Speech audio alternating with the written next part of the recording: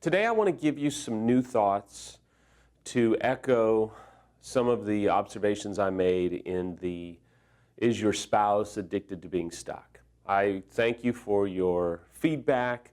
I really want to thank you because that went all over the place. I'm pretty amazed at all the different places and all the different people that saw it. And that tells me, most importantly, that so many of you are dealing with this element within your situation.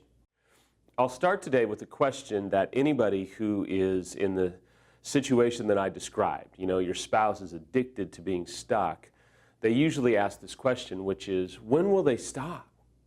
Or how do you get them to stop? Or is there any way that you can get them to stop going back and forth?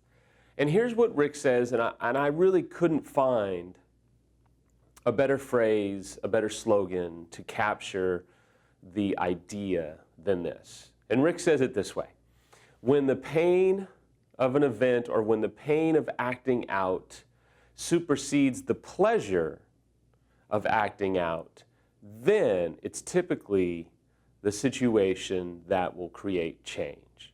To say it another way, when the pain of having an affair or when the pain of going back to your affair partner supersedes the pleasure of going back and being with your affair partner, it's typically then that you'll see change, or it's typically then that you'll see this moment, this chasm that provides an opportunity to get expert help and really do some heavy lifting in recovery.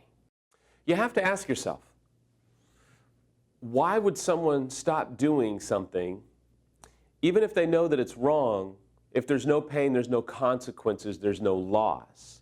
I tell people all the time, people usually change, people usually sober up or hit rock bottom, or at least appear to be open to change at the threat of loss, the threat of consequences, or the threat of pain. And in many ways, when someone is stuck going back and forth, obviously there's not enough pain, there's not enough threat of loss, there's not enough threat of negative consequences to cause them to stop acting out. And so you have to sit back and say, why am I expecting them to change? Why am I expecting them to abstain? Why am I expecting them to stop the behavior? The retort then is, well, Samuel, don't they see all the pain that they're causing me? That should be enough. They should see the hurt, the tears, the yelling, the anger, the frustration, the hopelessness, and I could go on for hours. That should be enough for them to stop acting out. No, it's not. And it's not because of these reasons. Number one, they're not in touch with your pain. They may observe it, but they have justified it to themselves a million times. Number two, they can't really see it. They're not seeing you in pain and hurt. They're seeing you mad. They're not being empathetic. They're not able to tap into true empathy and remorse because they are, number three, they're not healthy. And they're not healthy, and what that means is they're not in touch with what their actions are doing to you. They're not in touch with what their actions are doing to other people. They're not in touch with how unhealthy they are. They're certainly not in touch with the lifestyle that they're living. It's like they need an intervention. It's really that bad.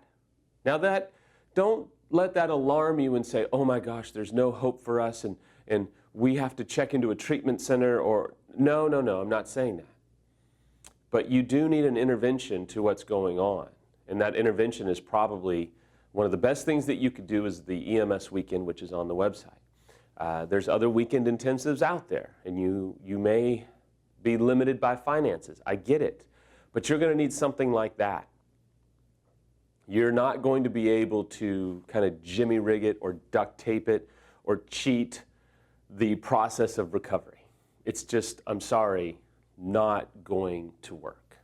Now, ultimately, when I'm talking to someone in this situation, they say, I can't trust anything that they say, and I just can't trust them. But they almost say it out of surprise rather than out of a defiant sobriety. And I want to tell you, if you're a betrayed spouse, do not trust anything that they have to say. Do not extend trust to them. They're going to have to earn and win back trust over time. If you're an unfaithful, please don't think that I'm trying to stab you in your back. I am your friend. I am you. I really am. But you are not to be trusted. You shouldn't even trust yourself. To the degree that you don't trust yourself is directly proportionate to how healthy you are. Because if you're healthy, you will not trust you. You will say, honey, check my phone, follow me around on Find My iPhone, or Find My Friends, or here's my passwords, here's my email, go through my email every day if you want, go through my email every week, look at me on social media, or I'll delete all of my accounts because I don't trust myself. Why would you trust me? In summation today, let me give you 3 things for you, the betrayed spouse, to do to help you in your situation. Number 1 is you have to empower yourself. I started this off with, when the pain of an event or acting out supersedes the pleasure, it's then that they'll typically sober up. I'm sorry, but let me be real frank with you. You're going to have to begin to no longer empower the affair or the addiction. You're going to have to empower yourself and take some power back. I don't know what that looks like, but you have to ask yourself, is there an opportunity for pain or loss or consequences within your spouse's affair? I'm not saying that you need to retaliate and cause them pain. I'm saying you have to cut off any empowering of the affair or the back and forth nature that you can. Now, number 2, which is really important, is never make a threat, never make a bluff that you're not willing to follow through on. So you have to be careful. Don't say to your spouse, if you don't cut off the affair, I'm going to file for divorce tomorrow. And then the next day he goes back to his affair partner, and then you are here going, well, I can't go to the attorney, and I don't have money, or this, or this, or this. All you've done is reinforce the fact that there's no consequences to his actions. He's not going to stop. He's going to keep doing that. She is going to keep doing that if you make a threat that you don't follow through on. If you have already done that, I talk to people all the time, well, I threatened divorce and I threatened this, but I never followed through with it. So you're fighting an even tougher battle because they now don't think that you're going to, and so you have to really think about, which is my 3rd point, the timing. Some of you are at the point right now where you're like, Samuel, I'm done. Screw it. I'm ready to no longer empower the affair and empower myself. Here's some ideas. Get a separation agreement based upon the state that you live in. File for separation if you can, depending on the state. Ask them to move out, sleep in separate bedrooms. Certainly no physical intimacy whatsoever. Think about finding a qualified third party that we've already talked about to do a bit of an intervention. Maybe you have to get some people that are in your life to have an intervention with him or her without you. I don't know. Maybe it is time for you to file for divorce and say enough is enough.